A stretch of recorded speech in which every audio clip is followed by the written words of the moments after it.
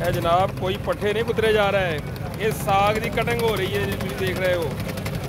साग तुहानू पता सर्दियों की एक सौगात आ। यह नौजवान जो बैठा जी इस मशीन के उत्ते, ये साग घरदियां ने मैनू साग तैयार साफ करके देता तो मैं एक कटाई वास्ते बाजार लै आया। इतने जनाब पर के जी इन्होंने रेट रखा है 20 रुपीज़ पर के जी। और इस तरह देखो तुसी मेले लगे ने जनाब साग दे। यह साग अज दा जी मौसम आ सर्दियों का, और दिसंबर आ गया, साग की भरमार आ, लोग लगे जनाब की कटिंग करवा के बीबियां जा रही ने। हाँ जी हाँ, तो बाथू अज 80 रुपये रेट आ साग का, 100 रुपये किलो है करके साग 70 रुपये अज का रेट आ, तो बाथू 80 रुपये जनाब वाली। तो मिर्चा पालक ये लवाजमात इनग्रीडियंट्स ने, ये इनग्रीडियंट्स ने जो चार पैंदे ने लाजम मलजूम।